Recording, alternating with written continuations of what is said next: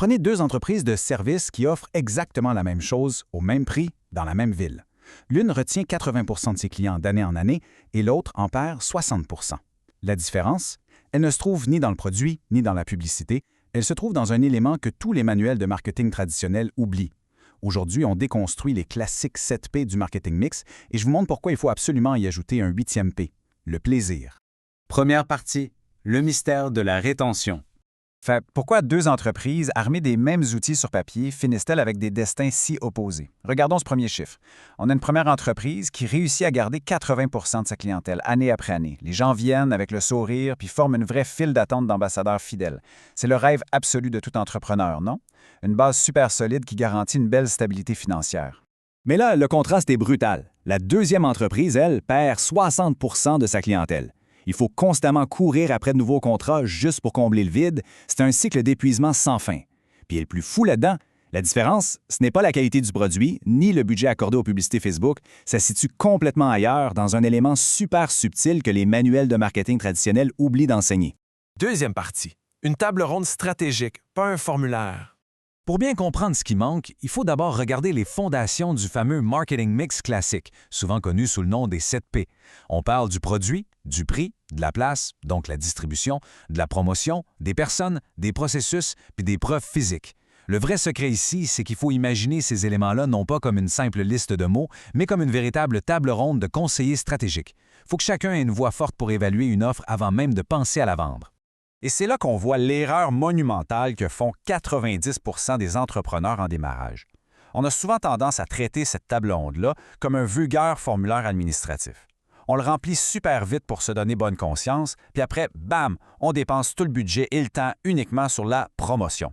Mais tu sais, c'est un piège redoutable. Le mix est censé être un outil de décision stratégique vital basé sur vos ressources limitées. Si vos processus de livraison sont chaotiques, faire plus de promos va juste simplifier vos failles au grand jour. Troisième partie, le huitième P, le plaisir. Même avec nos 7 chaises bien occupées à la table ronde, il manquait une force super puissante liée à l'engagement humain. En 2016, il y a eu un gros déclic. La découverte des travaux de Yu-Kai Shu sur les motivateurs humains et sa plateforme d'apprentissage complètement gamifiée, OP Island. Le point crucial ici, c'est vraiment la définition même de la gamification. C'est l'idée géniale de prendre les mécanismes qui rendent notre cerveau accro à un jeu vidéo ou à une application et de les intégrer de façon super délibérée dans une offre de service classique. C'est exactement de cette illumination-là qu'est né le huitième P, le plaisir. Imaginez qu'on ajoute une huitième chaise à notre table ronde stratégique. La question qu'il faut se poser maintenant, ce n'est plus juste de savoir si le service offert est satisfaisant. La satisfaction, honnêtement, c'est devenu plate. Faut aller plus loin. Est-ce que vos clients ressentent un véritable plaisir et de l'anticipation quand ils font affaire avec vous? On pousse l'objectif pour créer une véritable excitation à chaque point de contact. Quatrième partie, 3 motivateurs psychologiques profonds. Bon, c'est bien beau tout ça, mais comment un consultant, un comptable ou une massothérapeute peut appliquer ça au quotidien? La bonne nouvelle, c'est qu'on ne parle pas pantoute de distribuer des badges virtuels ou des points pour chaque courriel envoyé. On parle d'utiliser des leviers psychologiques beaucoup plus nuancés. En voici 3, tirés du fameux cadre Octalis. L'accomplissement progressif, le sentiment d'appartenance, puis la rareté authentique. Regardons de plus près comment ça peut complètement transformer une prestation de service. Premièrement, l'accomplissement progressif. Ce qu'il faut absolument retenir, c'est que le cerveau humain capote sur le fait de voir sa propre progression. En rendant cette évolution très visuelle, par exemple un coach d'affaires qui remet un bilan graphique à mi-parcours ou une consultante qui découpe son mandat en étapes claires qu'on célèbre une par une, on engage profondément l'esprit. On donne ce sentiment exaltant d'avancer vers un but, ce qui motive énormément à rester engagé dans le processus. Deuxièmement, le sentiment d'appartenance. Les humains sont des bibites sociales, on s'entend. On veut tous faire partie de quelque chose de plus grand que nous autres. Faire en sorte que vos clients se sentent membres d'un groupe privilégié, ça favorise une connexion incroyablement puissante avec l'entreprise. Ça peut être super simple, comme le fait de donner un nom spécifique à une cohorte, de créer un cercle privé d'échange ou de célébrer publiquement les réussites collectives du groupe. Et troisièmement, la rareté authentique.